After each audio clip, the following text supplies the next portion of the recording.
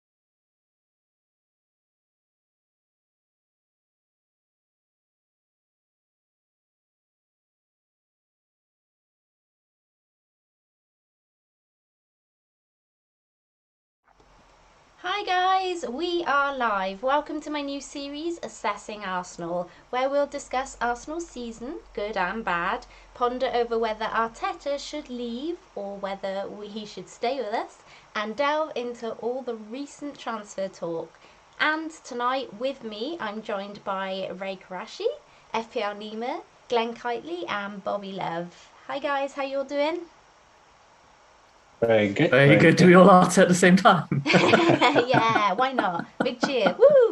Woo! End of the season. 2 months of peace and quiet from the Arsenal. Yes.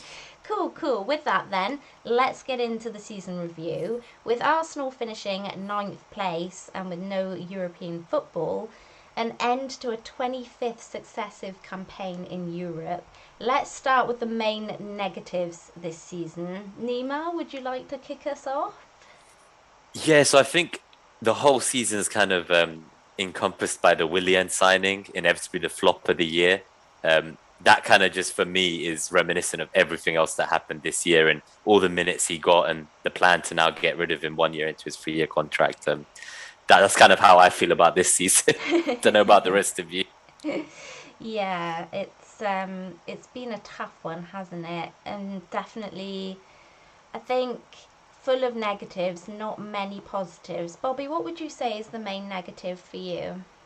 I think it's just been draining to know that run of 8 games between October and December really just defined the season. No matter what we did, good after that was just going to be bad regardless. Yeah. And what about yourself, Ray? Yeah, I agree with Bobby. Really, I echo that. The start of the season was atrocious, and Arteta just fell into the youth players being available when some of the seniors weren't, and probably saved him from getting a sack. To be honest with you, so yeah, that start of the season was extremely difficult because we didn't deserve to win games. We were getting outplayed. We weren't really creating chances, but we turned it around. But there's a lot of work to do.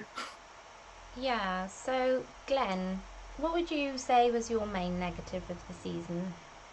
Oh, where do we start? How long do we have? Man, I was there's only waiting one. for one of you to say that. So I'll just kind of correct what Trey said. I think the start of the season, the first 1 month, was actually good. I think we beat Fulham 3-0. I think we even beat Liverpool in the Carabao Cup. We had beaten them in the Community Shield. We beat West Ham at home. We beat Sheffield at home. After the first international break, I think we were like third or something. And even after that, we went to City and we only lost 1-0. And we were like, you know what, this is actually a very good positive. Like, we've only lost 1-0 to City. Then after that, as Ray and Nima have said, we absolutely like fell apart. Like, heading into October, as Bobby said as well, October, November, December, that's the worst 3 months I've ever seen, like, as an Arsenal fan. Like, we lost every single home game. We didn't look like we were gonna ever score a goal. The red card, the discipline was all over the place. Like Pepe red card, Xhaka red card, so many players getting red cards. Willian was being overplayed. We didn't know who was going to start. I actually don't know what went wrong. Clearly, we know what went wrong, but I don't understand how it went so bad from the first month. Gabriel was looking good. He won 3 Player of the month awards, and everything was looking good. So I just don't understand what went wrong. I'm sure we're gonna dive deep into the details and everything. But yeah, for me, that's October to December, as Bobby said, that's where our season literally died. Yeah, so we got 61 points this season. That's 5 more than the 1920 season, and would have seen us come 6th this season. So, that would have got us into a European place. But obviously, it was a bit tougher this season. What are our pluses then, if we're gonna consider it? So we'll start back. We'll go backwards this time. So Glenn, what was your plus of the season? Positives, the emergence of Smith Rowe, Saka. I know we didn't see a lot of Martinelli. The two of them looked very good. They literally saved our season. There's actually, I know we say it as a joke, but I actually think we'd have been like 15th without those guys. I think it's reached a point where we had to bring them in because the likes of Willian weren't performing. Tierney obviously looked good. Another thing that I'm actually going to say in terms of protecting Arteta, kind of, we actually have the third best defensive record in the Premier League, whether they like it or not. Like, I think City have considered like 10 goals less than us, and I think Chelsea maybe 2 or 3 less than us. So we have a good defensive record, which meant we only lost like 1-0. When we were losing, we lost like 1-0, 2-1 or something. The only games that were really bad were Liverpool at the Emirates and Aston Villa at the Emirates last year. Those are the only 2 games where we were absolutely smacked. So I think those are the 2 positives I'll take from this season. The emergence of the youngsters and the good defensive record. We don't consider a lot of goals. Back in the days, we used to get whipped by the likes of Chelsea, Liverpool, City, and also winning away at Old Trafford and Stamford Bridge after like 15 years. So those are the 3 positives for me. Yeah, so our form definitely improved Christmas time, didn't it? And then scrapping the back 3 and adding in a creative midfielder did create more chances for us, as you said, with Emile Smith Rowe, Saka, Odegaard on loan with us. So you had a positive impact.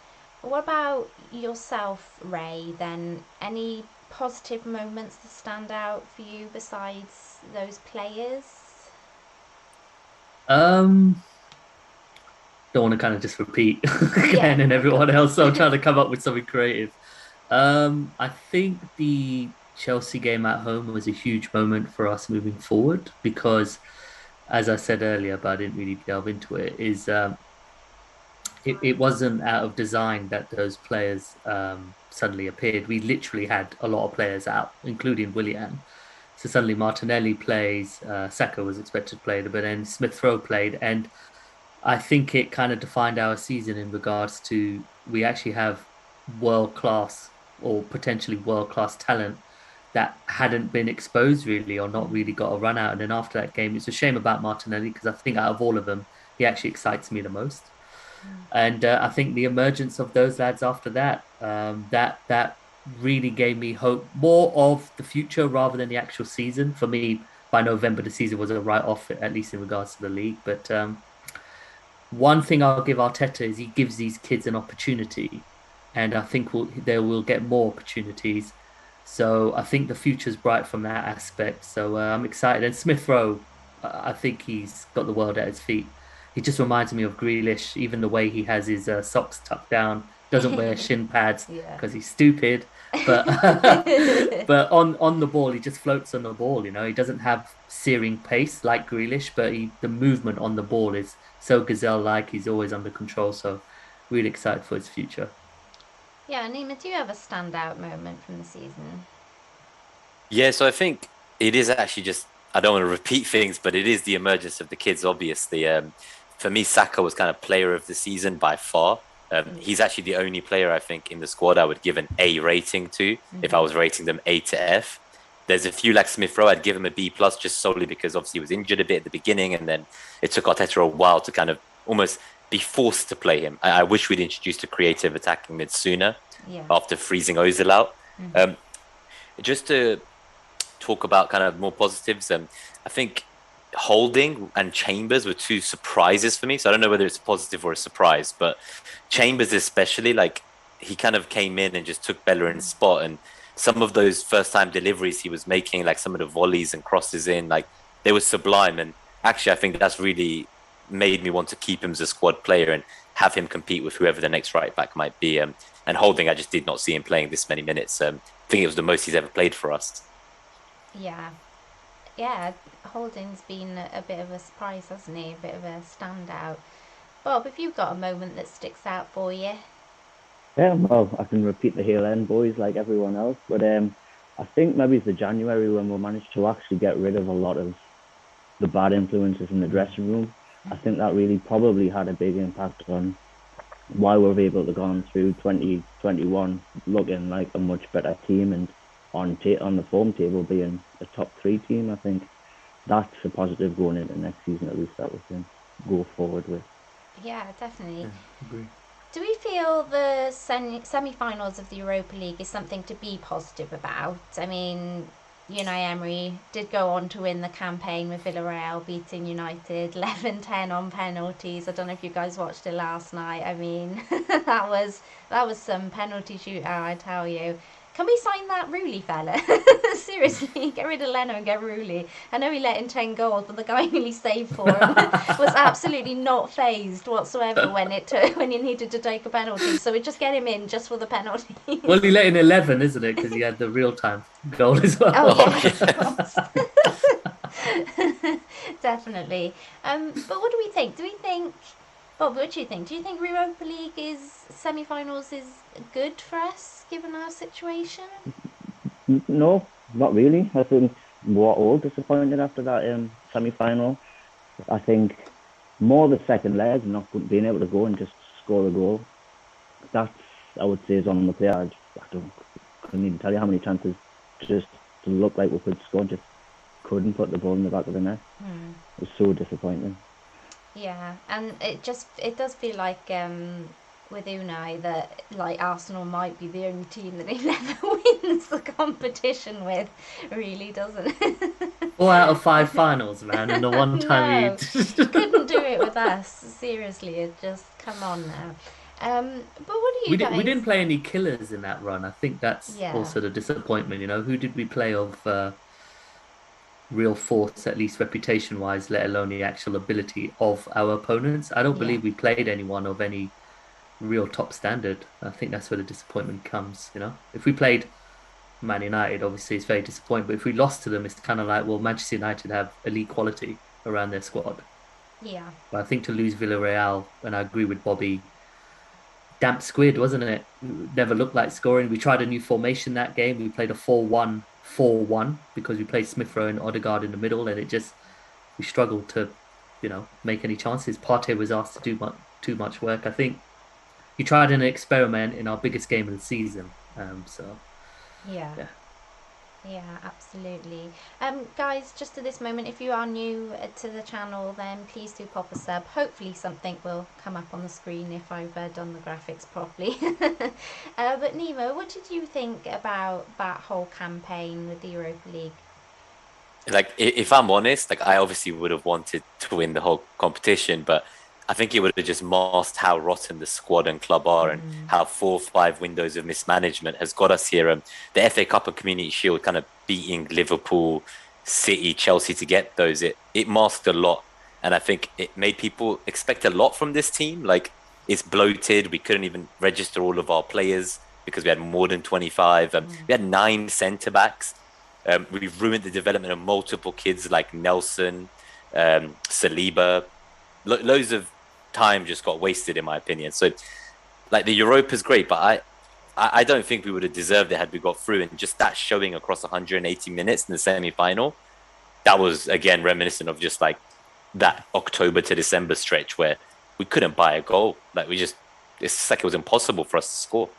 And yeah, maybe we shouldn't have experimented in that game. I will add that. But yeah, like the whole thing, like it was just, I'm disappointed, don't get me wrong, but I don't like what would have happened. We would have won, got into the Champions League and got battered 6-0 by every team in the group stages. Like, we need a season out. We need to do what Chelsea and Liverpool did. Yeah. We need to focus and like trim the squad a bit, I think. I fully agree. You want to be in a competition to try and win it, not to contribute. And we did that for 15 years where we play Bayern and get slapped. Pretty much, yeah. And like it's embarrassing to say we didn't even play anyone of note in this tournament. I mean, like in the group stages, we looked great, but did that take away any of the? Did we have Falkirk and? yeah, that's what I mean. It was like Dundalk and these guys, but like we basically won all those games, right? But did that make October to December feel any better for any of you? Like, we were losing week in, week out in the Prem, and was being in the Europa and winning against those teams, like, did it actually make you feel any less unhappy about the Premier League season? Like, you thought it would, you would hope it would have galvanised the squad, but it seemed like it didn't, isn't it? The moment they got to the Premier League, it was back to, sinking inside and being defensive. And then when we're playing in the Europa, but saying that, in the group stage, I think we made a lot of changes, isn't it? It was like all the kids, I guess, wasn't it? Different squads, didn't we? And the kids wanted, well, I guess they wanted to play for us, which meant that we had no fight in, in the Europa League. So, Glenn, any pluses you can take from that campaign, apart from the kids? I'm already feeling so traumatized after hearing these guys talking again. Like, I'm glad the season is over, man. So, I'd say for the knockout stage, actually, just what Nima said, for the knockout stage, I don't think there's any game that you actually played well in both legs. I think against Benfica, we were poor in the first leg. We just got 2 late goals in the second.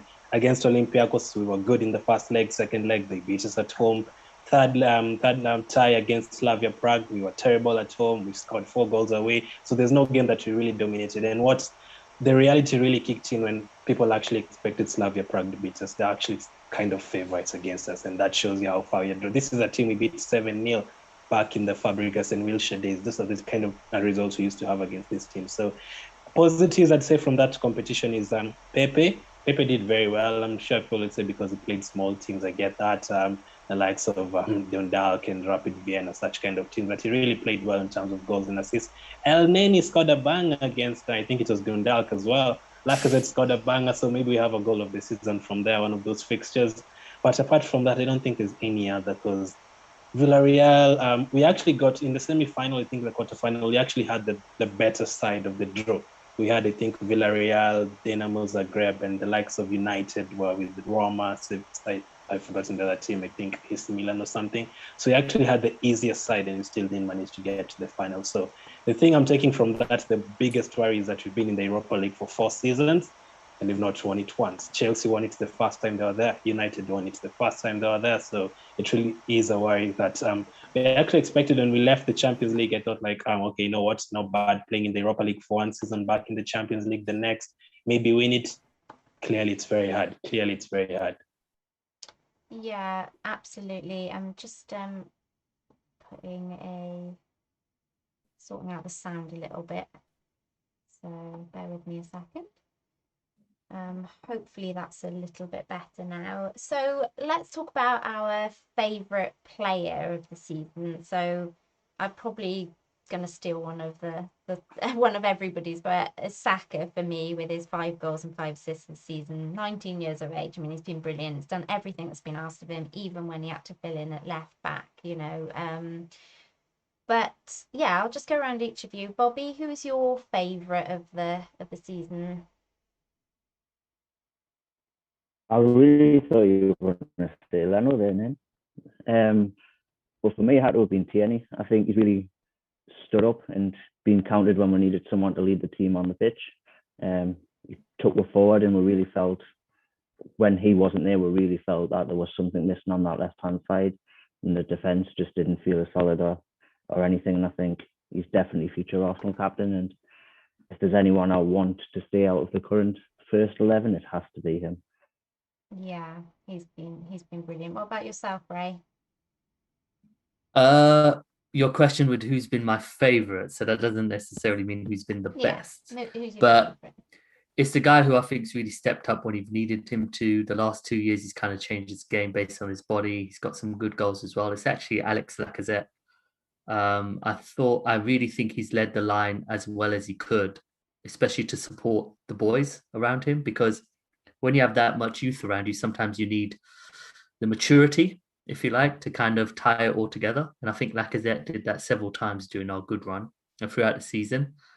And to go on, I actually wouldn't get rid of him unless we got a really good offer, because I don't think it's a priority position compared to the amount that I feel we need to replace. So every time I've watched Lacazette, he's been, for me, the best striker playing as the lone man in regards to performance and effort as well. You know, when the chips are down, he gets involved, doesn't he? He puts himself around. And like I said, he really has evolved his game, because when we bought him, he was supposed to be that pacey number 9, taking the wings, Henry-esque. But as his body started to break down a little bit, as you could tell, he started to kind of evolve more into kind of like that target man, drop deep, you know, bring the ball into play, start to feed it to the young talent. So, yeah, for me, it'd be Lacazette. What about yourself, Glenn? Your favourite player? I'm glad that you actually have different choices.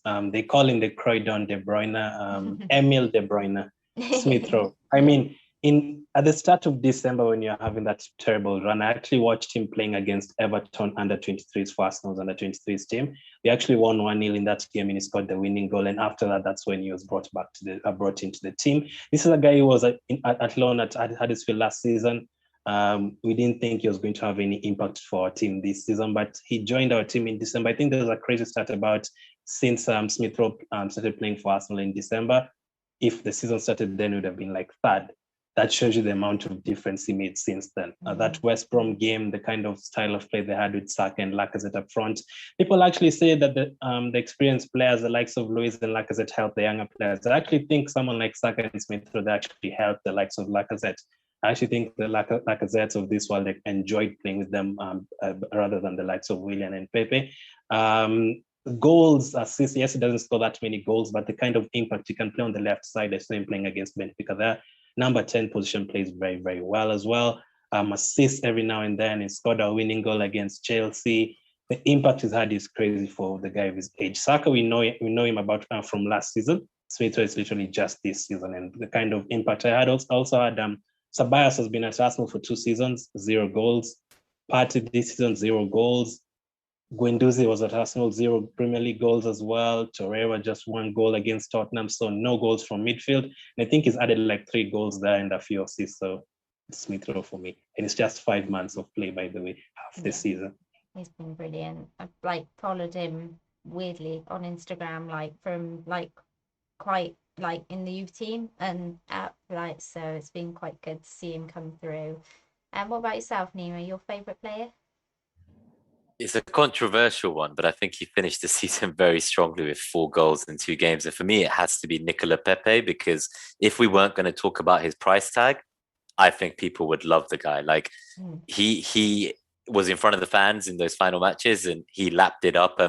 I think actually maybe people would debate whether he could have improved quicker had he had the minutes that Willian had. But in some ways, I can see a mentality shift in him. And I think you can see it in Arteta's recent interviews where he seems to have changed his mind about Pepe himself as a manager too, where he's like, Pepe's he wants to now be the best in the world. He wants to train the hardest. I think that whole red card incident against Leeds and what people were talking about, that's it. Pepe's done at Arsenal. He's gone forever. He's being sold. His career's over at the club.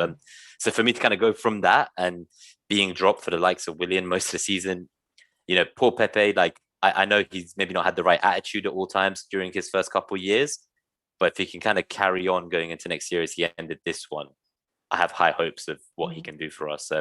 I really like him. Just on the other players though, so Lacazette, he actually got 17 goals. So he was our leading scorer this season. So I know he was saying he doesn't score many, but he was still our top scorer. So, and I think people underestimate the value of these older international experienced players who have won stuff like Louise and what impact they have on the kids.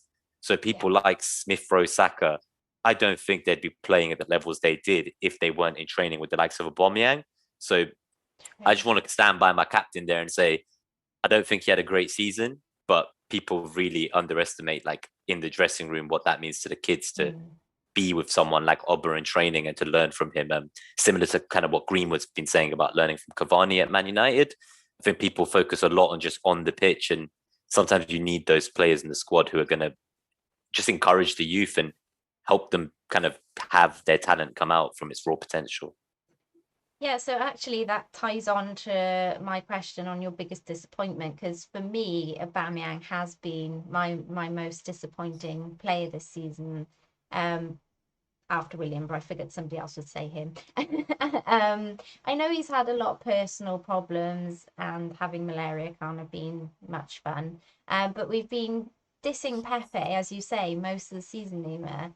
He's cost too much, he isn't doing enough, so on. And yet he has 10 goals. That's the same amount as Aubameyang for the season. And Alba only has 2 more assists than Pepe from the same amount of appearances. I think Pepe, what I want to say about him is he's got 16 goals in all competitions and 5 assists, and he barely starts. The guy literally never plays 2 games in a row. Like, how hard is it to have any kind of confidence when no manager will ever play you more than a couple of games in a row? Exactly. You need consistency, don't you? I mean, there's no way you can get that if you're not playing. I just think with Aubameyang, whatever's gone on with him and Arteta, because it does feel like there's a disconnect there. You know, they don't even look at each other when he comes, you know, when he comes off the pitch. There's no real, I don't know, it seems no love loss there. And I feel like if Aubameyang's going to stay, then that needs to get sorted out so that he can get back to the player that we all know and love. Because it's not that I dislike Aubameyang, and you know, I was a massive fan. I was so excited when he came to the club, but he's been a disappointment for me because just his attitude seems really off this season, and I don't know where, you know, I don't know whether that's just he doesn't want to be here, or really is just everything going on at home. You know, hopefully he'll have a nice break, and hopefully him and Arteta can have those chats and figure stuff out. And yeah, if he's staying, hopefully they can figure stuff out. But Ray, who's been your biggest disappointment of the season? I agree with you, Nim, on Aubameyang, and I'd rather add to your point. He's soft, and what I mean by that is he's not.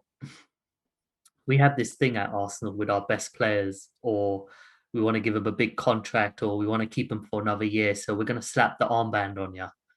You know, and it's extremely petulant and naive for me, because I look at Aubameyang and I'm like, he's the killer. He's the stone cold killer. You don't want him leading. You want him destroying the opponents. You know, you want him to just, you know, hang around for a bit. Ball comes in, boom, back of the net, because he's still an incredible finisher. When he gets a chance, he puts them away, but he's not getting that many. So for me, he's a bit soft. When he's rattled, he just completely disappears from games. I think that's why I gave the comparison to Lacazette. Lacazette doesn't disappear from games. He'll put himself about. He'll get involved. Lacazette scores against every big team he plays against. And Lacazette scores. Yeah, exactly. He's got a lot of key goals, even though we've had such a bad season. So with Aubameyang, I think I've said to you as well before, Nim, that a player can age in a summer. And I think that's happened to Aubameyang. I think he looks half a yard slower, and that was before the malaria. He doesn't look like his heart is in it. And I hate to say it, I think he's played for that massive contract, and I really question his motivation now. I don't know if he's a player who really wants the glory, or he just wants a really good paycheck. He's got the good paycheck, and he's not being challenged really. If Aubameyang is fit, he'll play most of the time. And for me, he shouldn't be playing out wide, because I think we got enough talent and speed at wide. So for me, he should be the front man, or he should be on the bench. So I think it's a big season in regards to Aubameyang next year, in regards to will he play and will he perform? Because I agree with you. I think him and Arteta don't really see eye to eye. But I think a lot of that is because Arteta wants his captain to lead, and Aubameyang isn't really a leader, in my opinion. So That's a good point. What do you think, Bob? Yeah, I think Aubameyang's been really disappointing this season. I'd not be surprised if he was the one sold in the summer. I wanted to say that Tobias has been my biggest disappointment, but I think the past 2 months with Chambers coming back fit and breaking into the first team really showed just how bad Bellerin was for the team. And that kind of coincided with Pepe's rise as well. We had an attacking fullback that stuck to the line, allowed Pepe to be the one cutting inside. He could defend, he could put the ball in straight away. It just really showed just how bad Bellerin was at not just defending, but as an attacking outlet as well, which we all thought he was the best fullback we had for that. So mine goes to Bellerin. Yeah, that's a fair point. And what about yourself, Glenn? I'm actually very surprised at you guys. I'm actually very surprised from your answers. So we left it for you, man. We know you're gonna say. Yeah. You clean us up. You tell us how it's done, buddy. So Nima, can you do me a favor? Can you go first on yours, and then I'll. Let me give mine then. Okay. So I agree on the Bellerin. He gave his recent interview about kind of the physical and mental impact of his injuries and turning to drinking, and it was quite an honest and open interview. But I have a feeling kind of he was nowhere near the best of him that we've seen, and I don't think he's ever been that player since his injuries. I think one of the reasons Pepe has struggled for 2 years is because there hasn't been anyone who will make overlapping runs in the right back position. So as soon as you put like a Chambers, even a goddamn Cedric, who's also a disappointment, you put almost anyone at right back apart from Bellerin, and suddenly Pepe looks better. So that's no surprise, and that's really damning of Bellerin and his decline. I started the entire kind of live stream talking about Willian. It has to be Willian. Like, nothing can tell me otherwise. Like, I saw Arteta's face when Willian scored his first goal in May of the season, and it's like you want to celebrate someone scoring, but it was almost like he's just looking at him like in just utter disgust. Like, you months late, almost cost me my job. 6 months late, you prick. Has this been? Yeah, it's like, what have Who you are been you? doing this whole time? So that, like, for me, he's just insane. Like, it just upsets me watching him take away minutes from the kids. I think Willian. I want to say Reece Nelson too, not because of his own skill set, but because something has gone very wrong there at the club.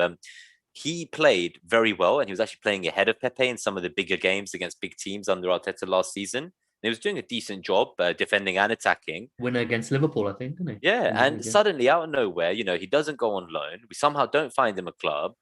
He gets a total of, I think it was 64 Premier League minutes in the entire year. His stock completely declines, and like, he's clearly nowhere in the pecking order. So what happens next? Like, does he now go on loan next year, having missed a whole year of football? Like, what was the point? So for me, our mismanagement of some of our young players and the way we didn't loan out Saliba in time because the paperwork didn't get done in time in summer, like, there's something really wrong there with the club. Yeah. Okay, again, take it away. So Aubameyang, for me, you guys will tell me you'll tell us how which kind of rating you'd give him out of 10 for the season. Because for me, I actually think it is a 6. I've had people talking about 3s, 2s. Surely it's not that. Aubameyang has 19 goal involvements this season. Surely for a bad season, 19 goal involvements, I'll definitely take that. I know it's been a terrible season for him, but maybe the 4th worst in the team, not the worst season. I know like games like Benfica, for example, he would have been out if it wasn't for him. He'd have been out of the Europa League by February. Oh yeah, don't get me wrong. I'm not saying he's the worst player. He's just the most disappointing. We're just trying to give different answers as well, I guess. Yeah, and also because it felt disappointing because I expect so much from him and so much better from him. So for me, it's more of I'm disappointed because I know what he can do, as opposed to me being, oh, he's the worst player in the team. I mean, I came very close. Like, if we'd done worse players, then I might have been talking about Leno. But so out of 10, what did you give him for this season? Out of 10, what did you give him? Oh no, I think I'd give him about 6. I think you're right. 6 is about fair, I think. Because Rhea said that like he kind of dropped off during the summer. I know he did, but I don't think it's that bad. I think there's still a striker in him. I still think he's one of the best strikers that we've ever had. Like, we used to have the likes of Giroud and Podolski. So talking about selling him right now, I don't know we can get anyone else in that position that is as good as him in terms of scoring goals in that position. For me, it has to be Willian. as Nima said, we had to wait 9 months for the first goal. It was like a newborn baby. The goal. After 9 months, he has scored the same number of goals as Alisson. Willian has 1 goal. Alisson has 1 goal. This guy had double-figure goals and assists last season for Chelsea. And I was actually very excited when we signed him. I actually did a video talking about what Willian can bring at Arsenal. Like he can. You had him in FPL. You had him in FPL. I had him in FPL. I didn't go that far. I said experience is very experienced. He'll add the experience to the likes of Martinelli. He'll help him in that position. He'll probably score some free kicks for us and all that, set pieces, corners. But he never ever showed it. Like I know, as again they've said, he took away minutes from the likes of Nelson, Martinelli, Pepe, so many players. I think it has to be the disappointment. Plus the wages. I know it's kind of similar to Aubameyang, but the wages 200 and something K per week. I actually do imagine he only wanted to come to Arsenal because of the London connection. He only just wanted to stay in London. He didn't want to move from his house, man. Yeah, also basically he didn't want a 2-year contract at Chelsea. He took us for mugs because we offered him 3 years instead. Yeah, I think it has to be him. And also Bellerin, as Bobby said, I was one of the people who actually thought he was better than Niles at the start of the season, but he never lived up to expectation. Right now we have 5 right backs and 1 left back. The imbalance in our team is crazy. And none of the right backs is good enough, and Bellerin is one of them, unfortunately. So for me, in that order, Bellerin second, Willian first, and maybe Aubameyang third. Okay, cool. Okay, then, so let's move on to the gaffer and have a discussion about whether or not we think Arteta should stay with the club. Ray. Oh no, what are you doing? What are you doing to me? Put you under a bus. What are you doing to me? Me and Glenn have had nice little chats about this offline. I didn't even know this, so get ready for the be right back screen. Yeah. Bit of Ray history. Yeah, so get your popcorn out or get your blankets out. So the day we got Arteta, I think, was the same day that Everton got Ancelotti, and I was so upset because Ancelotti for me is one of the best ever managers since I've been following football. And then so I think straight away I was kind of like anti-Arteta. But then what he did in the FA Cup run and what he was trying to do in the league, I completely got sold with it. I saw what he was trying to do. I saw the kind of organisation, defensive work, because we were playing a 3-4-3. I've always been a fan of 3-4-3. I've always liked the formation. It's very old school Italy. You know, I've always been a fan of Italian football, even though it's so boring. I appreciate structure.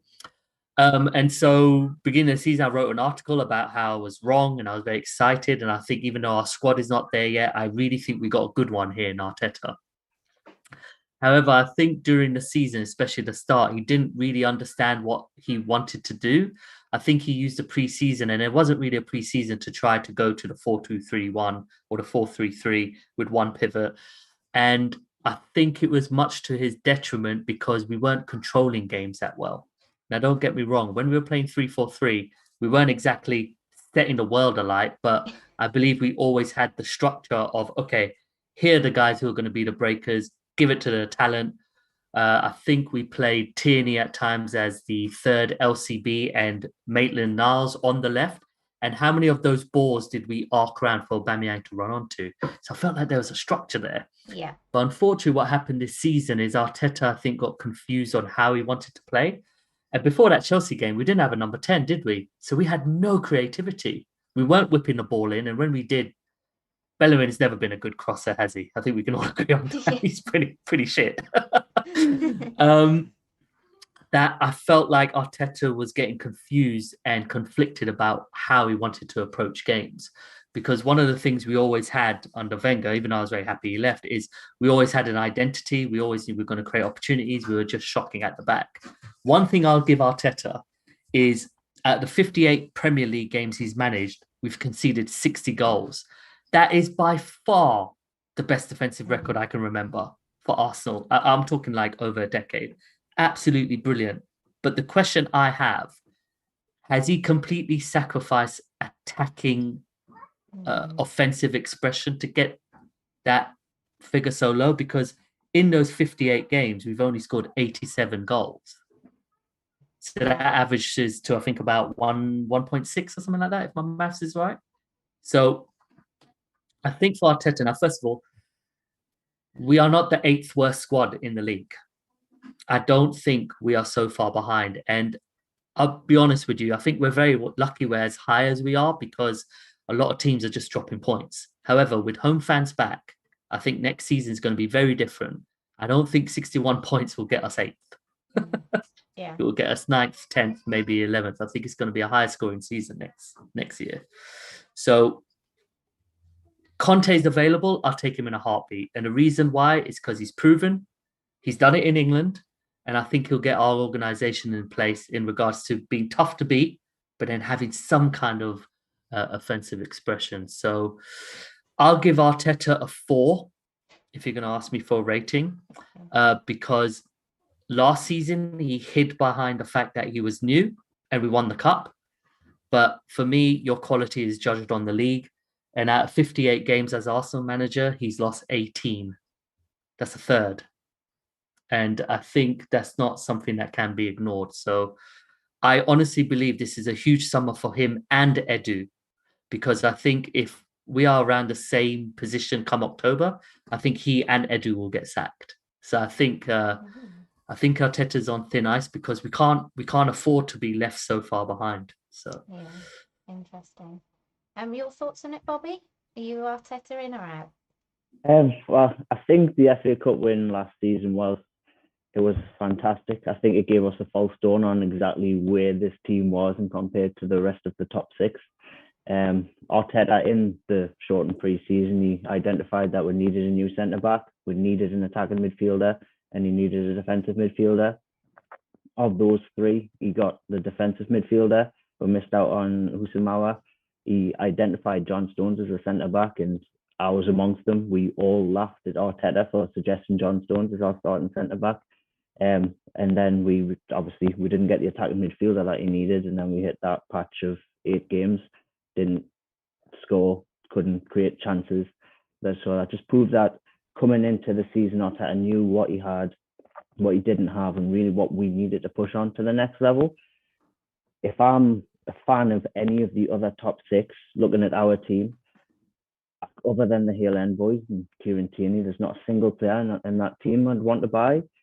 And if none of the teams above us want to buy any of our players, how can we expect the manager to get these players into the top 6? I think Arteta has become a victim of the bad transfer windows before him and not having any proper transfer windows whilst he's been manager. And I think to recover the way he did this season in the league and not be in the relegation fight, Big Sam thought we're going to be in, is showing how good of a manager he can be. We just need to give him the players to prove that. That's fair. What about yourself, Glenn? Here we go again with Arteta. He's our manager. We have to discuss him. Yeah, there's two kind of situations where I was really annoyed with him. One of them was the FA Cup game, which we literally gave to Southampton. I did not like that lineup on that day, and that is basically what has kept him in the job, as people would say. So I was really disappointed how he threw away the Southampton game that day in the FA Cup. That was really disappointing. And then the second occasion is obviously taking out Aubameyang the other day when we were losing to Villarreal. Taking off Aubameyang when he needed a goal, that was very shocking. I actually couldn't believe he took off Aubameyang that day. But as I always say, people still ask me, are you still Arteta in after we lost the Europa League game? I still believe there's more positives than negatives, as I always say. The transfer window is one of them. We managed to sign Partey, Gabriel. Those players were really good. Those are really good signings, but most of them have been injured the entire season. Partey's been injured almost half, so we never got to see him covering our midfield problems. Tierney was out for basically like a quarter of the season as well. Players picked up red cards. Gabriel was out with the illness. He was out for a few games as well, red card as well. So we never had that consistency. As Ray also said earlier on, he brought in the youngsters and he was good at helping the youngsters, the likes of Smith Rowe and the likes of Saka. Those are still positives. And also, as I said, the big games. We used to lose 8 goals to Bayern. Again, as Ray said earlier on, Bayern. Hate to remember that team. They used to score 10 goals against us. Chelsea used to score 6 goals. United used to score 8. since he came, we've never really been hammered. City beat us 1-0 home and away. We beat Tottenham this season. We beat Chelsea away. We beat United away. At the back end of last season, we beat Chelsea, City, Liverpool in the league, FA Cup. So the big game results have improved. There's not scoring goals issue is a big issue as well. I think he has actually committed too much in terms of defending and working on the defensive tactics and not working on the attacking tactics. But that also, I think, is also because of the players. We also need someone to connect the defense and the attacking. And I think the likes of Sabias haven't worked. El Neni hasn't worked. When you see someone like City, De Bruyne gets the ball from Diaz and is on to you. He takes the ball and crosses the ball. If you give someone like Mount, he'll be straight on to you from his own half to the half. So we don't have that kind of player. So I think that is also an issue. Again, in the January transfer window, as Bobby pointed out earlier, he got rid of so many players. We thought you'd need like 4 transfer windows to get rid of these players, but no. Socrates left, Kolasinac left, Mustafi left, all those players left. So that is another positive. We got rid of the deadwood. But again, if we go back to another negative again, Xhaka, keeping Xhaka and saying he's good for the squad, which he could be. Maybe he's good player for the squad and stuff. He's actually had a decent season, but I think that's a chance for getting rid of those kind of players. The Guendouzi situation, there's the Ozil situation. Maybe it's not because of him, maybe it's because of the board. So many other issues outside of the pitch, but I actually think there's more positives than negatives. That's what I'll say. Best defensive record, as Ray said, in years, man. In years, we never conceded that many goals this season and last season. So I'll take that as a positive. If you want Ancelotti, if you want 3 points from Ancelotti, I don't think Ancelotti would get us to the top 4. He's been at Everton and he finished ahead of him. Solskjaer had 2.5 years at United and he's just had a good season in his second full season. So I think we need to give it a second full season and see how he does.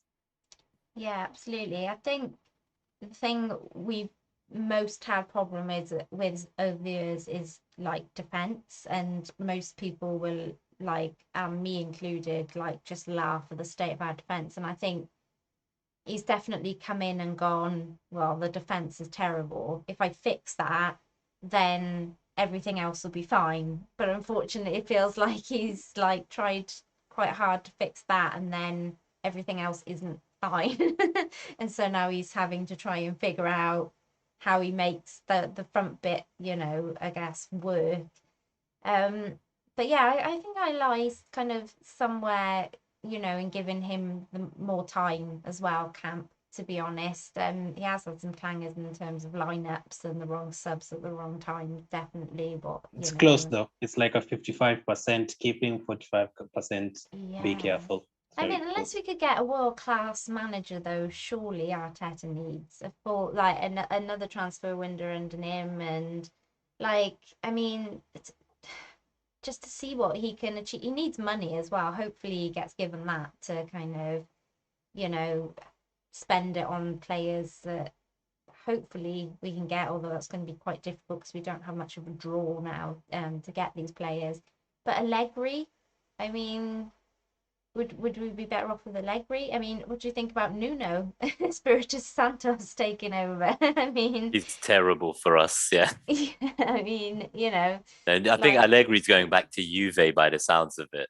Okay. Yeah, because there's no managers. He turned left. down Real. There's like no managers left. Like, unless we're looking to get, like, I don't know, an Eddie Howe or someone. Like, I honestly don't know who we're looking at here. Like, what is this? Lever, Jesus. But that's what I'm trying to say. I'm saying, like, who is there? Like, Frank Lampard's available. He's going to Palace to help our friend Miggs. Mig, if you get Lampard, I worry that you guys are going to go down, mate. Seriously. Just on Arteta then. So there's a few things I'd say. I've been Arteta in a lot over the time he's been here, but what happened in the semi-final and what happened in October to December, when people ask me what I think now, I always say I'm no longer Arteta in, but I'm still not Arteta out. So I agree with the 55%, 45% that Glenn was saying. Now, there's a few things I want to say. So firstly, he got rid of a lot of deadwood in January. That's like $1 million a week in wages, and there's a bunch more about to go out the door and get thrown in the bin too with them. Secondly, that whole thing about 9 centre-backs, and we had a squad where over 4 windows, 4 different transfer teams signed these players with no long-term plan. We didn't build a team for 5 years. We built a team every window to appease fans. So you had Wenger and Gazidis buying players 4 years ago.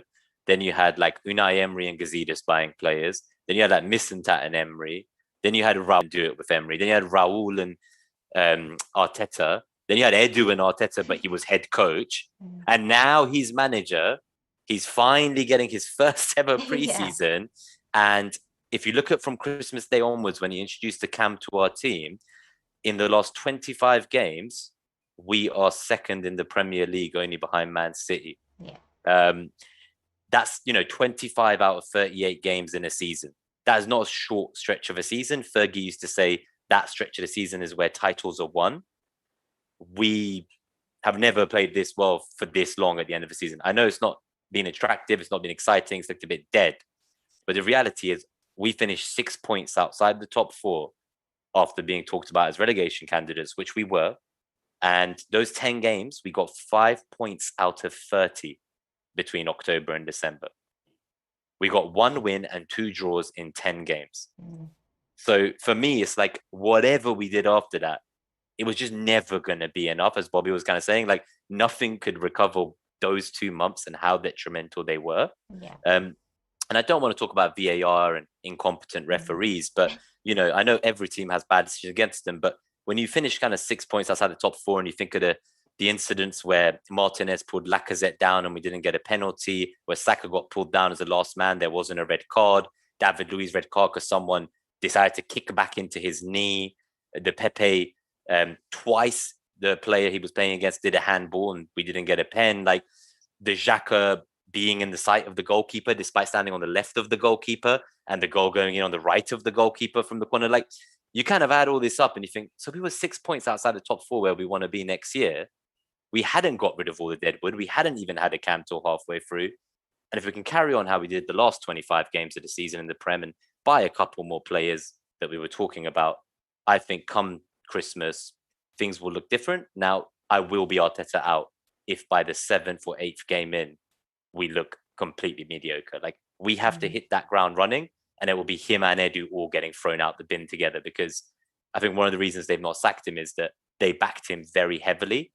And by sacking him, they're admitting a mistake that they were all culpable in this too. So they all need to be thrown out together if Arteta can't fix this next season. But I'm no longer Arteta in, I'm not Arteta out. I have enough faith to think that there are positives, but honestly, it's just been the worst season in 25 years for us, really. If we flipped our season round, if we had the 25 games at the start where we've been fantastic, and then the 10 games at the end, would we be viewing Arteta the same way that Leicester view Rodgers, is just bottling the top 4 again? Or would we all still be talking Arteta out? It's fascinating, isn't it? Like, it's a really tough one for me because, again, I think his trophies and silverware that he got masked how much of a big rebuild this was. And I've been reading the Fabrizio Romano quotes, the Ornstein quotes from a few years ago. They were basically saying Arteta was always going to get 4 to 5 windows. Like this was never a plan to bring in someone and just it would work. Like we brought in a manager who's the youngest manager in the Premier League by a distance. We have the youngest squad in the Premier League by a distance. And we're only just starting to actually look like we might be building a spine to a team. And there's 5-6 players that we can start to build around and go forwards with. It's really weird. Like I think there's a few other bits as well about him. So he's made a lot of mistakes, and this is what I'm trying to get at about him being young. I'm not saying it's a good thing. I'm saying that the reason he makes his mistakes is because he's young and he can learn. So his in-game management is poor, in my opinion. He picks some pretty bad starting 11s that cost us certain games that many have already said earlier in the stream. But he will learn from this, I think. And his players, the reason he's not been sacked, or they have not turned on him. Emery got sacked sooner, despite doing better, arguably. He did not have a dressing room on his side. Mourinho got sacked, the dressing room turned on him. Lampard got sacked, the dressing room turned on him. So there's something here. There's a reason these players haven't turned on him. And when you look at that turnaround in form as well, it wasn't just the cam coming in. It was the toxic element of the club being thrown out. The club that I think it was Kolasinac and these guys, Mustafi, got sent to, their manager got sacked within 2 months of Kolasinac and Mustafi arriving. And I think they may have got relegated. Who knows? Guendouzi went somewhere. He's had feuds again with his teammates. And it's the 3rd club in a row he's having insane drama and disciplinary issues. We had some rotten eggs in our team, I think. And it was basically Ozil's friends. And I love Ozil, but I hate to admit this, it was his friends. And it was all the guys who love Ozil. And they were very toxic. And again, like since they're gone, none of the players have turned on Arteta despite what happened, and that's why he's not been sacked, in my opinion. Okay, cool. Well, really interesting actually to get everybody's point of view. I just want to After hearing him talk, I think you're actually going to win the league next season. I hope so. Like I hope there's good things. Like I have Fighting like a real George. deep desire of like I just want him to prove people wrong. Like it's like I feel the way I want Arteta to succeed is the way I wanted Ozil to have a resurgence and a comeback, which he didn't, and the way that I wanted Wenger to win a Champions League, so people would just shut up about him not having won a Champions League. Neither of those happened. So fingers crossed, third time lucky, and Arteta and my dreams for him come true. I do like Arteta, and I was glad we got him. So it would be nice if he could come good, definitely. And to be honest with you, I mean, look, we want Arsenal to win. You know, I don't care if Arteta. I want Arteta to succeed. I want him to win all these games. Whoever you know, and a lot of Arsenal fans that I've spoken to, and also obviously a lot on YouTube and stuff like that. It's almost like they want to be proven right that it was a mistake. I win. And I'm like, what the hell are you talking about? We all lose. We want stability, not disruption, right? The only club I know in world football that thrives off disruption is Chelsea. They are the only club that has such a manager turnover and every single time goes on to win huge stuff. And here they are yet again, pending a Champions League victory. And it's like, I don't think we're that kind of club. Like, and the other thing, I know you were talking about Allegri, Nim, and a few other managers. So I think we can't talk about experienced winning managers. When we brought in Unai Emery, who when he arrived at Arsenal was the manager in Europe who had the most trophies since 2012 to 2018. No other manager in world football had as many trophies as Unai Emery when he arrived. We brought in an experienced coach after Wenger. It didn't work. I'd rather back the inexperienced coach with the young squad, the young manager who's just finally cleared out all the crap. And finally, we may actually see what his team looks like when he gets who he wants. He's been stubborn. I fully agree with you, but you did say that come 8-9 games, if we're like, they'll get rid of him 100%. Okay. They're gonna dash him out the door. Like this is his moment. I would, because this is it. Like this is his moment. Like he has no excuse. Like he has every week. There's no European ties. Like he has 1 week to prepare for every game. There's nothing. And he has a to back on. preseason. Yeah, you made a good point. He has a full preseason now. Though, do we say he's going to get the cash he needs to do what he through wants? the sales I think he made? So there's a lot of players on 1-year contracts. So I think the players who are leaving, like if people like Xhaka get sold, Bellerin, Maitland-Niles, we got the likes of Guendouzi, Torreira. There's a lot of players that could be sold. Lacazette could be sold. Leno could be sold. Willock could be sold. There's so many players that could be sold. I think they can raise the funds, but we've heard these war chest stories, and not getting into Europe definitely hampered our transfer plans. I'm sure of that. Yeah, and the Super Cup as well. Just want to give a couple of shout outs to the chat's just moved me. Good Evan to Christian. How you doing, buddy? Nice to see you in the chat. And FPL Grand DT, welcome. Christopher Tellez, seeing a few new faces, and I know that John was in, so hey John, if you're watching back. And Projected Life is gone now to get his or her clothes off the line because it's raining. So hopefully they come. Priorities. So let's move on then to the transfer news, the exciting stuff, the potential for next season, and the big one on everyone's lips, or the big two, I guess, at the moment is Buendia. 40 million. Got a bit of competition from Aston Villa and Norwich City.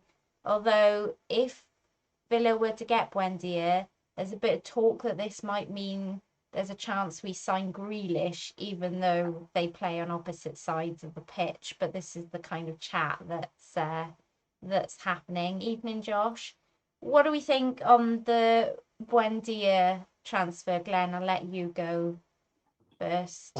Oh wow, you said Grealish. If you get Grealish as well, you might not just win the Premier League, the FA Cup and Carabao Cup as well. It's going to be like 3 cups in one. Buendia.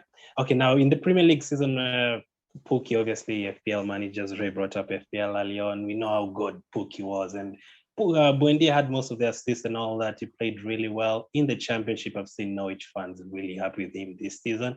He obviously can add what we have. or we don't have, sorry. But I don't think is the main target for me. I know we need a creative player. I would try and sort out the midfield first, but I would be so happy to get him. Not sure about 40 million. I think if we can get Odegaard on loan for another season, I'd actually take that instead of having Buendia for 40 million right after. I'd prefer to see how good Buendia is for another Premier League season, this maybe at Norwich or Aston Villa, whatever. I know his value could go up, but I rather sign him after knowing more about him at 50 million than just signing him for the sake at 40. So for me, I'd try and sort of the midfield first and try and get Odegaard on loan first. So Buendia 40 million, no. 28, maybe. What do you think then, Nima? So I think we all saw him the prior season, as Glenn says, in the Premier League, and he was good, and he's definitely grown as a player and improved. But I never like looking at the statistics and numbers in the Championship because it never quite translates into the Premier League. I think he had something like 16 goals, 17 assists for Norwich this season. So it's pretty impressive numbers. I don't think he'd be any different in price to Odegaard. And if we can get Odegaard permanently, I think I'd rather go for him. I think it's a statement signing Odegaard. Someone picking Arsenal with no Europe over Real Madrid. It's similar to how Partey came to us last year with no Champions League. It kind of shows that despite our falls from grace, the history of the club and our previous records mean that there are many worldwide fans who dream of coming to this club despite us being terrible. And I'd like to think they want to come here and bring us out of this pit and take us to the top. I also really like Odegaard's pressing and his energy and work rate. And I think he was great at first. Then he had the ankle injury on his international duty. And he only just in the last couple of games started to really look like he was recovering from the ankle injury. So I think there was something telling about Odegaard. Like all the other players who were on loan have been sent back. And he's still not gone back yet. He's still here. And that makes me wonder, is there another meeting about to happen with him and his agents? Like, are they really trying to kind of convince him? And is that why he was in the lineup on the final day? Is Arteta really trying to, smooth talk him into staying? And I really hope he does, because as much as I like Buendia, I'd rather get a player who has already played with our squad and we know will work in our system. Bringing in a Buendia, that's always a risk. They might just not do it. Like he could be great for Norwich, he could be great for Villa, he could be great for loads of teams. He just might not fit into our system and what Arteta wants to build. Odegaard, it's almost like we've had a trial. We've had to try him without paying, and now if we want, we can buy him. Like this is as risk free as it gets in football. So I would push the boats out to get Odegaard personally. Ray, yourself and me had quite a heated discussion with Jay, didn't we, when Odegaard arrived about the fact really whether or not he he deserved to be here and would he get any game time and why is he here with Saka in the team and things like that. What's your thoughts on Buendia and Odegaard and who should stay and who should go? I think Nima and Glenn between them just eloquently put it as well as you can.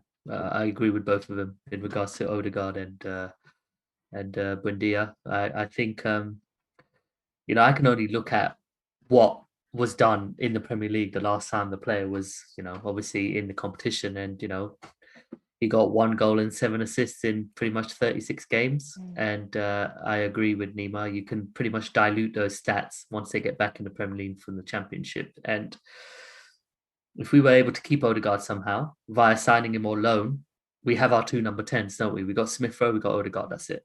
We can start to focus on more pressing matters. So, yeah, I don't know if you want to ask me about any other players, but yeah, those two did a stellar job at talking about Buendia and Odegaard. Would you think of Grealish then as an option? Would you be excited to get I'm not even going to entertain it, Nim, because I think he's absolutely amazing. I think he's one of the best midfielders in the Premier League.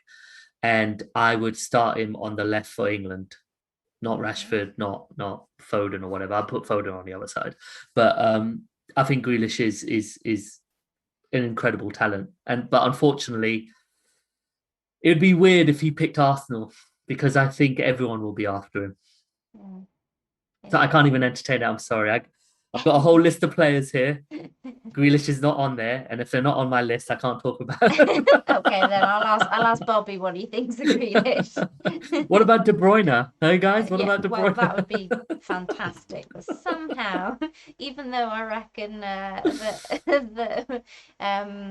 Arteta might have a bit of pull with Pep, I don't think he's got that much pull. So what do you think, Bobby? The Buendia, Grealish, Odegaard debate? I think Grealish would be the statement signing that the Cronkies have been hinting that they're going to try for, as much as I doubt it's going to happen. Odegaard, I'm not as positive as everyone else is that we're going to get him again in the summer. Zidane's obviously announced he's leaving today. We all know how bad Madrid's finances are. They've got to sell a lot of players this summer, which means they're going to have to retain a lot of the younger players. And best case scenario is we get Odegaard on loan, and then if he does have another season that we had this in the half a season he has with us, we're not going to be able to afford whatever they're asked for us next season. So I would prefer to buy someone we can build a team with in Buendia. You have all said how much you'd love to get Grealish. Buendia's stats in the Championship last season were better than Grealish's breakout season in the Championship, the season Villa came up. He's the same age as Grealish, and we're not going to get Grealish, but for someone with similar capability who can play left wing, attacking mid, centre mid, and right wing for 40 million, a bit of a stretch, but if we can get him at 30 to 35 million on a 4 to 5 year deal, I think it's going to be fantastic value going forward. Yeah, no, interesting point there on the Championship. Didn't know that. Okay, another one for us then. Tapsoba, Arsenal target defender, 44 million when Liverpool inquired in the last window. What do we think about him? Anyone have any thoughts on him? Ray? I know nothing about him. Is he on your You list? guys? I know nothing about him. No, yeah, he's on my list, but I don't know who he is. Nima? Well, I think it lagged out when you said the name. Yeah, actually, Tapsoba. just Tapsoba. repeat again. Oh no, yeah, I can't comment. I'd be Yeah, doing him a disservice. Yeah, okay, neither fair can I. enough. Did you say 44 million? He's It's an quite a promising expensive defender. market. I thought prices were going to go down after I COVID. know. Do we not have one of those coming back on loan? Yeah, I want to give him the chance. Like one that we just spent 30 mil on? Oh, you mean the one that partnered with Fofana, and Fofana's Yeah, been brilliant for Leicester? One of the best Alright, players in the Premier League. Yeah, I thought funny you guys now. were talking about Mavropanos for a second. I was like, joke. No, send him back to Nuremberg or wherever you can. yeah. So, okay then, a name we should all know. Apparently, we've been linked with Coutinho. What are our thoughts on Coutinho, Glenn?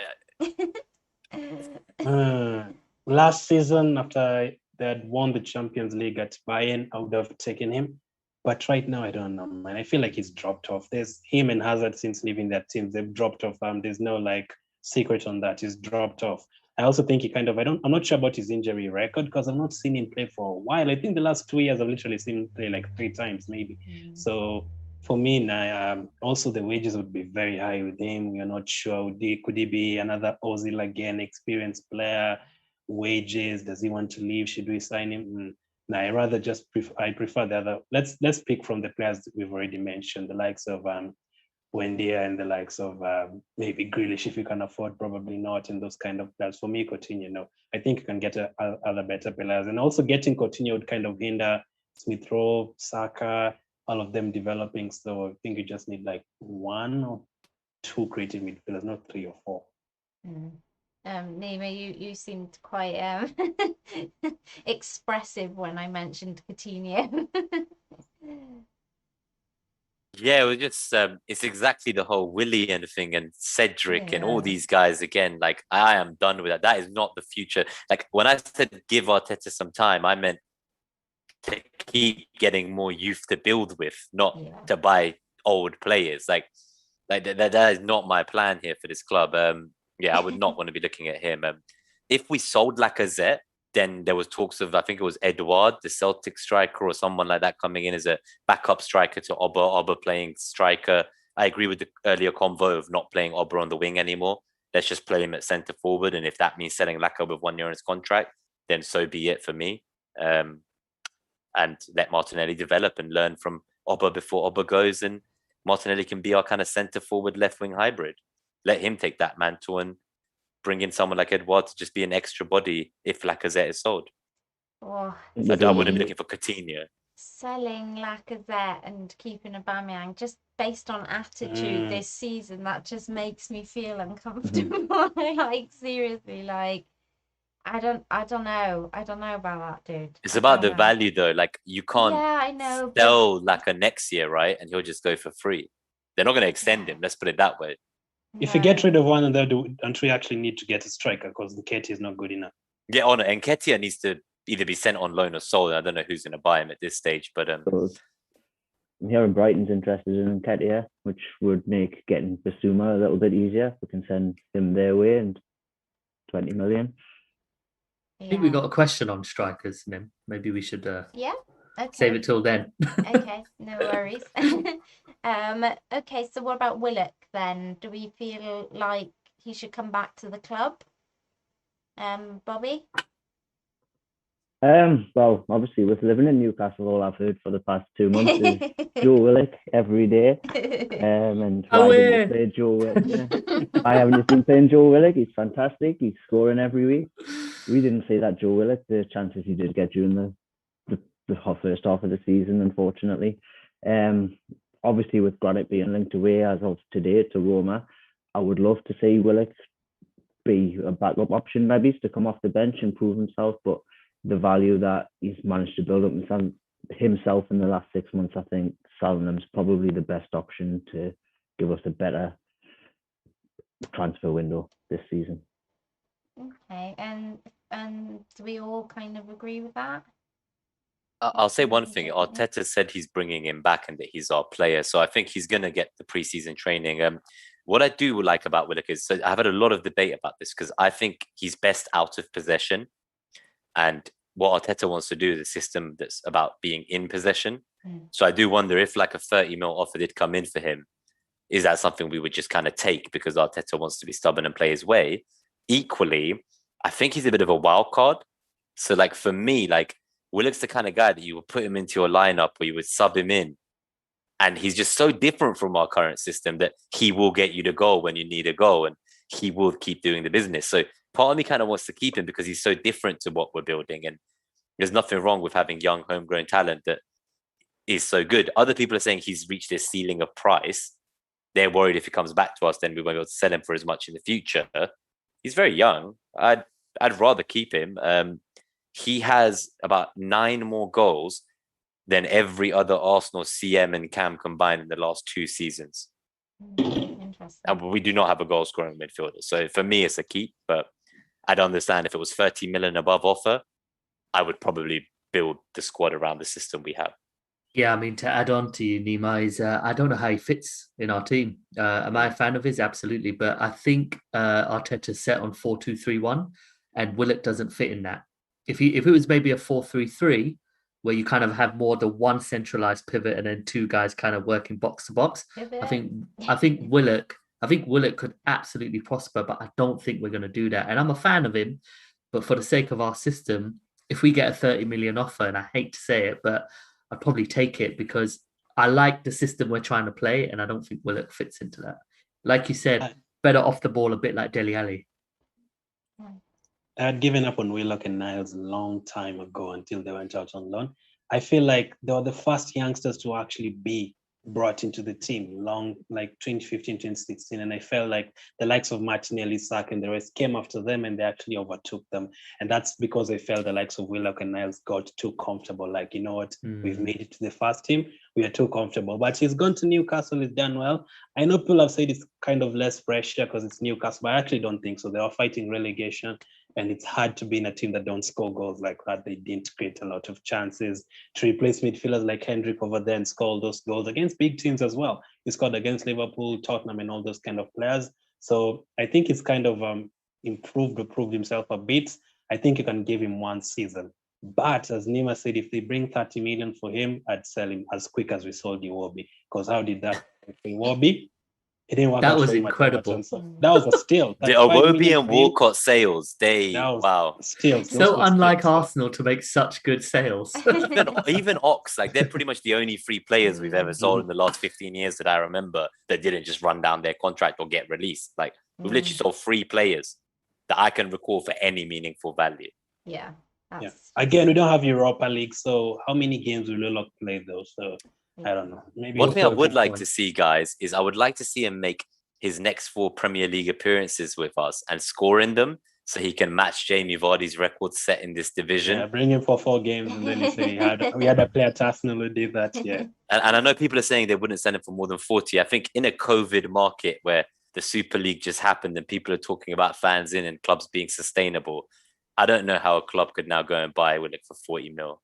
He's not even worth that much, I know, but whatever worth means. But I think 30 million Christopher's is a just healthy said in offer. the chat that Liverpool sell players like Brewster and Solanke for 12 million plus. The thanks me whatever I see Arsenal letting good players leave on a cheap. I mean, it's so true.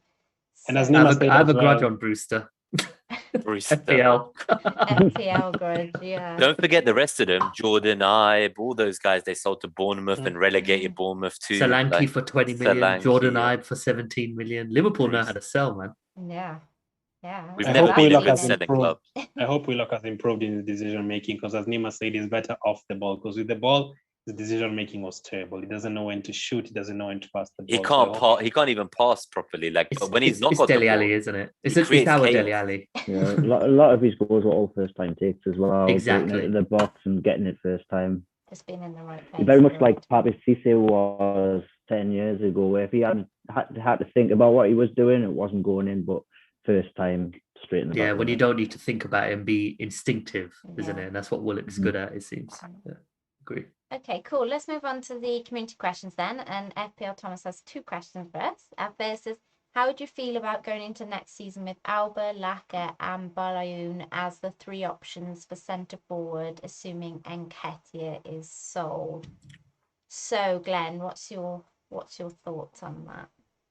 Yeah, that sounds good to me. I've never thought Aubameyang and Lacazette are our biggest problems. Leno included in that list as well. So talking about getting rid of Aubameyang and Lacazette and Leno, I don't think that's our biggest problem. So I think Aubameyang still, as I say, this season, Lacazette, top scorer in the league for us. I think 20 plus goal contribution. Same with Aubameyang. So I think there's still goals there. Yes, they did miss a lot of big chances this season, but so did the likes of Bamford and Mane for the other teams. So I think for one more season, maybe chances missed, you have to talk about Werner, really, don't you? Yeah. So for the contract running down is the only issue for Lacazette. If you can get him to sign like maybe 1 year or 2 years, and then after next, then maybe get rid of him, that would be great. But selling him this summer, I don't think we can get anyone better than them. So I'd keep them, and then Balogun is that third choice. Since we also don't have Europa League, having him somewhere in the Carabao Cup, I'll take that. So because if we really have to get another striker, we can do that in January, because the FA Cup starts in January. So that's what I'd do. Yeah. Keep all of them. Yeah. Anyone got anything to add to that? I don't think they'll be our 3 strikers come the start of the season. I think Lacazette will be gone, and I think it'll be Oba, Martinelli and Balogun as the 3 to play up front over the course of the season. I don't think it's a position where we'll be buying anyone in, at least. Yeah, I agree with Bobby. Like I see Martinelli as someone they're mentoring to play both centre forward and left wing, and I think they've managed him very carefully, so they don't want like a Wiltshire and Diaby situation where people are just getting destroyed at a young age after injuries. I think I like what you're saying, Glenn, about like Lacazette isn't our problem, like a big problem. We should keep him if we can. But that kind of the fact that we can't then sell him next year and he goes for free, I can't see why he would extend either if it's just like a 1 year extension or something. So I think we've got to make back some of that money. And I love Lacazette, but when you look back on it, Ray was saying he wasn't the player we thought we signed, and he changed his style. I hate to say this, but we bought him to be an upgrade on Giroud, and to be honest, he's not done much more than Giroud ever did for us. So I hate to say that, but I would happily move him on to give Martinelli and Balogun minutes and have Oba lead the line. And I have zero doubt that Oba will be back to his best next season, unlike many others who think that he's done. But I do not think he's even close to done. And I think you guys are going to be ready for the Oba party next year with the mask. I hope so. I really hope so. Like, I'm not ready to be done on him. Absolutely, you know, I don't want to just have another like a player we're all so excited about. He comes and just fizzles out and disappears out of our club, being another one that's failed. Do you know what I mean? I want him to be as good as we know he can be again. But I genuinely feel like there has to be some sort of attitude swing there, and there has to be something that changes, that he wants to play, and he has. To me, it has to be either a signing that excites him about continuing to play, because him and Lacazette used to vibe so well together. They were like, you know. Do you remember them in the semi-final, the Europa with Yeah. Emery, like 9 goals Oh between them my in the God, two it legs or was something like? so good, but they don't seem to have Against that Valencia, kind of. They don't seem to have that connection now, and I don't know what's happened there. Like, did they fall out? Like, No, I think you know. Aubameyang's his energy levels aren't the same as they were last season. Yeah.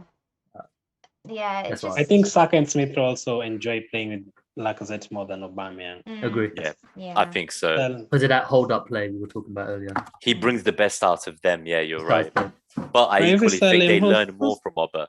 Like Oba's a going to better take- world-class player than Laka ever has been. Absolutely. Like Oba's been Absolutely. doing it for 10 years as like a top 5 scorer in the whole of Europe for a decade. His worst season this season, as you say, was still 20 goal assists contributions.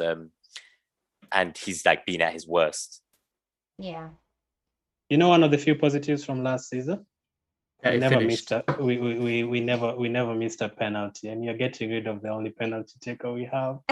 How many goals did you say, Ray? We scored 80 something. Drop that to 70 if you don't have like because he always scored every penalty he had. So that's the positives from last season. So we're not saying we should sell Lacazette. Another player, Yeah. if we're going to talk about this, is like Xhaka as well. Who, Yeah. so I want to ask you guys about this because so many people are anti-Xhaka, right? And I find it a little bit odd actually. Like he's not the player we want.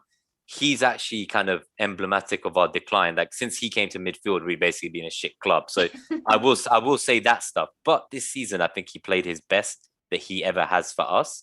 And I saw a stat earlier about in the entire Premier League season, passes made into the final third. Xhaka's got 268, and it's the most of any player in the entire Premier League by at least 40. Wow. He's 60 passes into the final third above Trent. He's above Tielemans, Hoberg, Roger, all the other players. We all talk about him passing backwards and sideways. Managers like Wenger, Unai, and Arteta all play him every possible minute they can, despite what we think. And now Mourinho wants to get him for Roma. So I hate to say this, but like I don't think the guy's as good as what Arsenal Football Club should strive for in the future. But if we're looking at next January, where Partey's going to go to the Cup of Nations, Oba's going to go to the Cup of Nations, Pepe's going to go to the Cup of Nations, El Neni's going to go to the Cup of Nations if we still have him, and then we sign like a Basuma, he's going to go to the Cup of Nations. We're looking at an Aziz and God knows who partnership if we sell Xhaka. From January to February, we're going to have 2 months in the Premier League with like Miguel Aziz and some other, I've forgotten his name, Pat to something, like some kid, basically, 2 kids. Patino. Yeah, it will be Patino and Aziz. And watch us have our best season ever.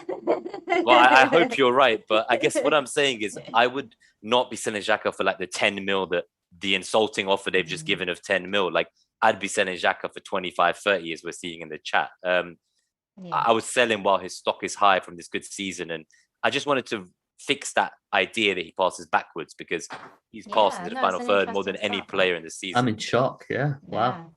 I mean, That's backwards to Chris Wood.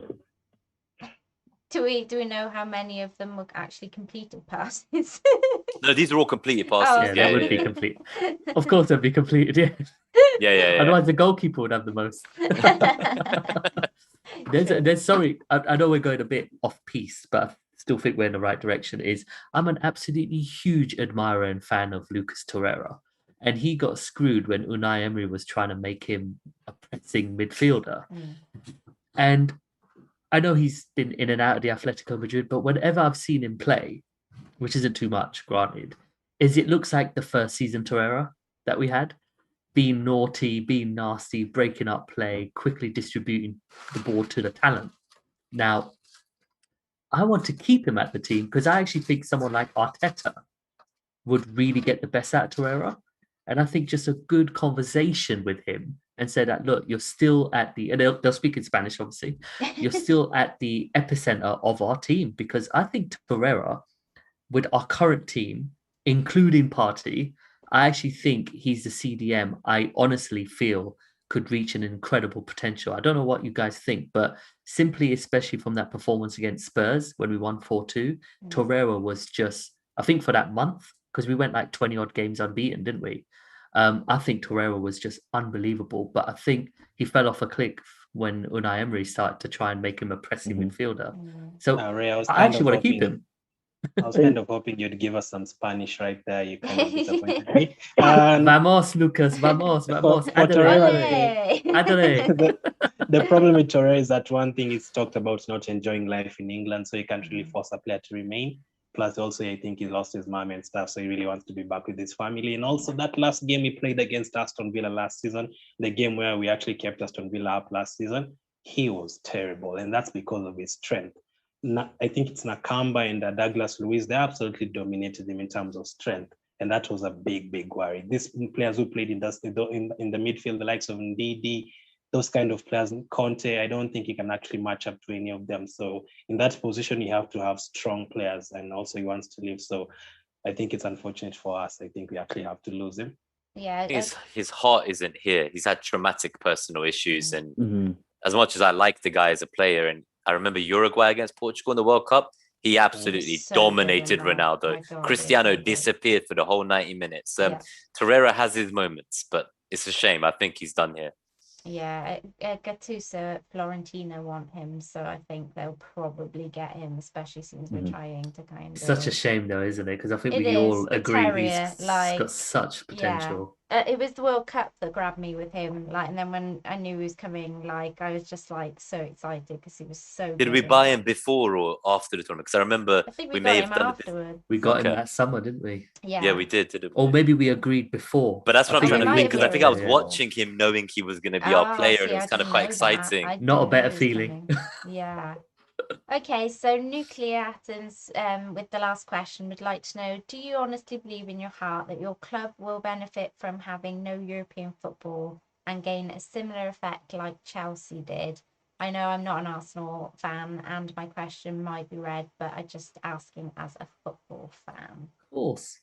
Yeah, no, it's all good. It's all good. Don't have to be an Arsenal fan here to ask questions. What do we think on that, Bob?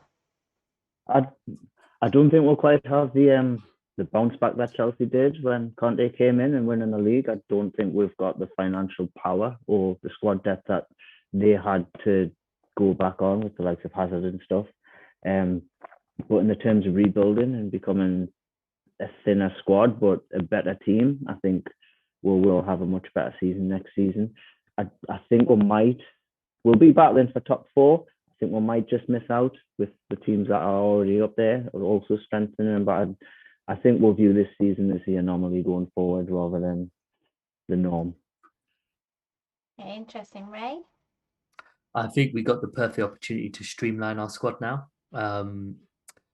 Funny, I was having a conversation with someone about this yesterday. One of my teammates I play football with, also an Arsenal fan. And he said, when you think about that Conte winning squad, how many players do you actually remember? And I was going through it and I only remembered about 14 players.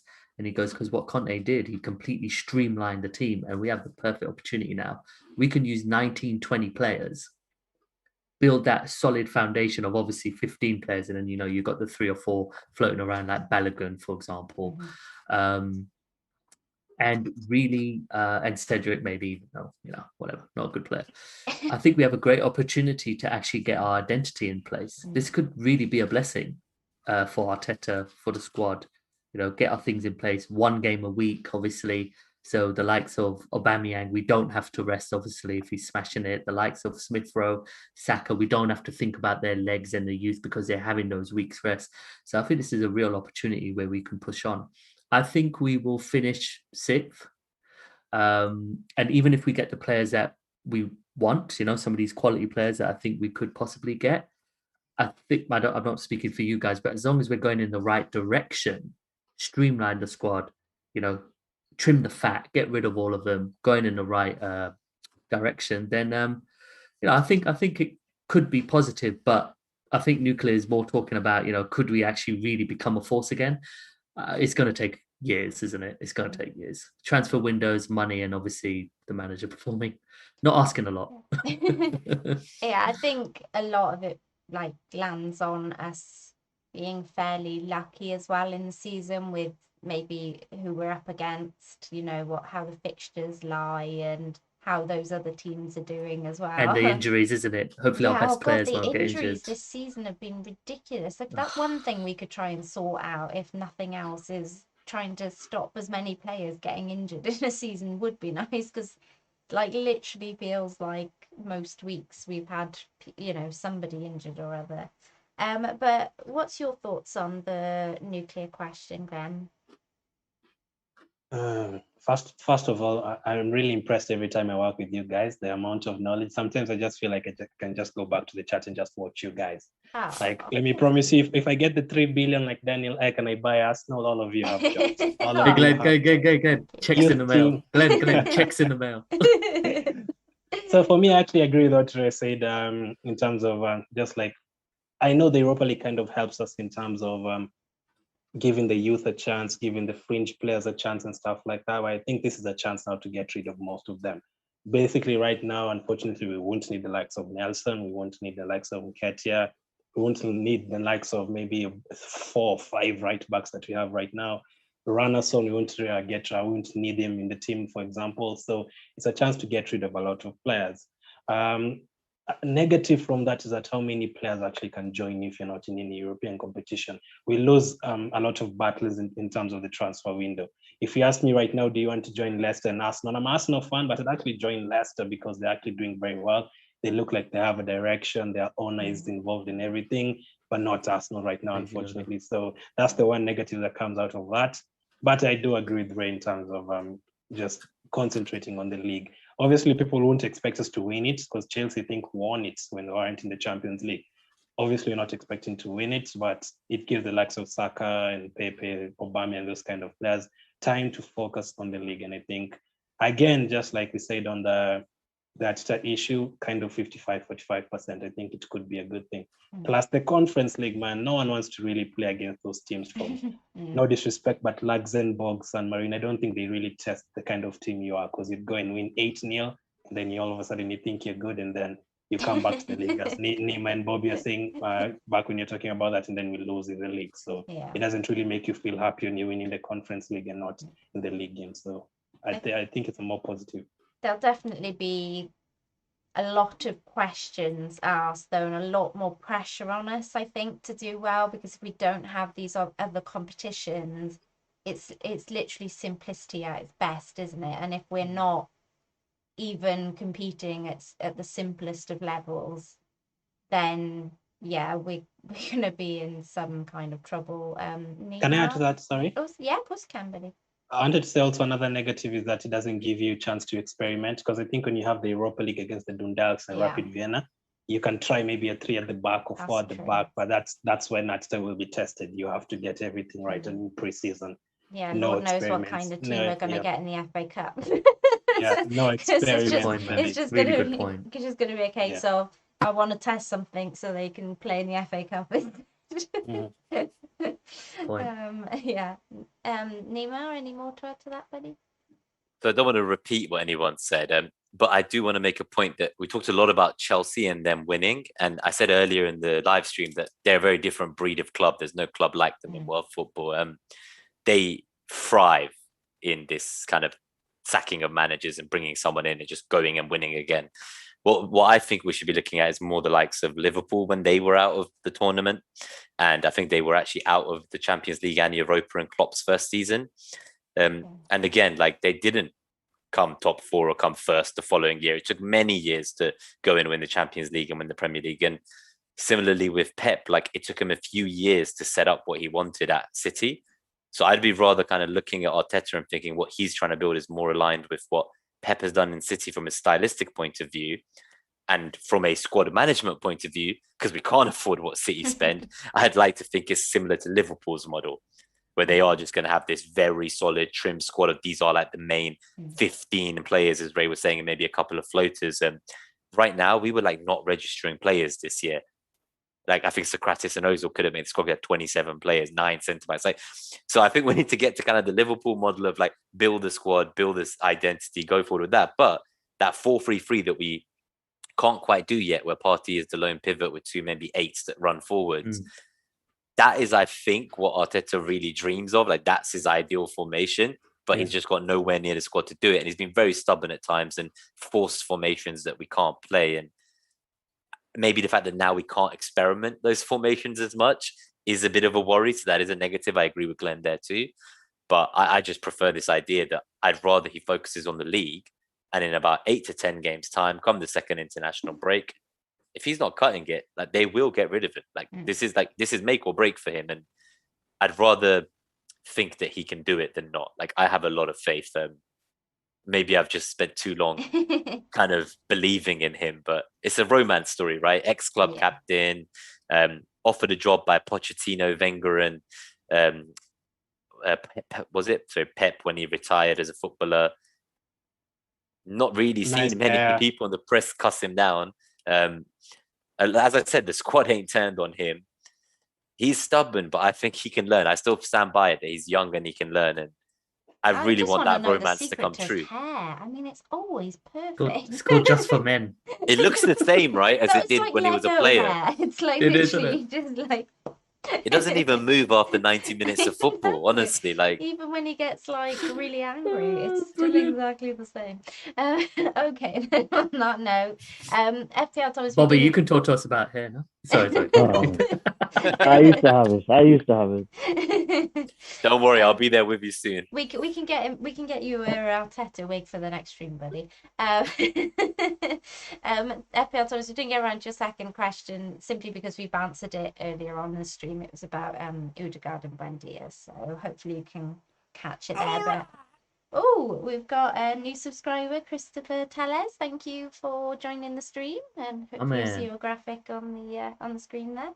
And that's a good time to wrap up. Thank you everyone for watching. If you've enjoyed this, please smash a like. Please do go and follow all of my guests. The links are in the description below. And if you've enjoyed this, let me know, because we're hoping to do more of these kind of series going into next season. So do let me know any feedback that you guys have, what you enjoyed, what you'd add more of, etc. So thank you everyone for joining me. Thank you to my guests this evening. And we'll wrap it up there. So see you soon, guys. Bye. You want me near, can say I don't want you to. You want me near, can say I don't want you to. You're gonna get burned if you come too close, it's true. You're the one who lit me up, can't take me much higher. Yeah, you're the one who lit me up. Help me, baby, can't you see that I'm on fire?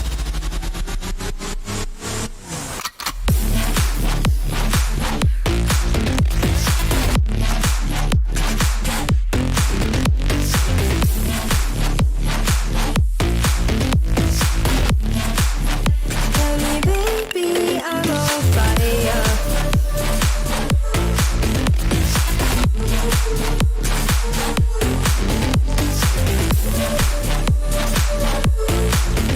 Tell me, baby, can't you see that I'm on fire?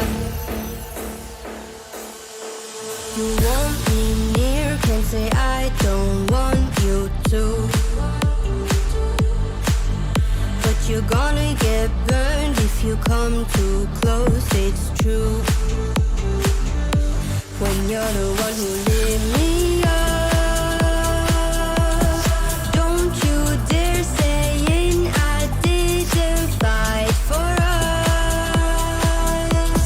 It's the tension between us. You want me near, can't say I don't want you to. You're gonna get burned if you come too close, it's true. You're the one who lit me up.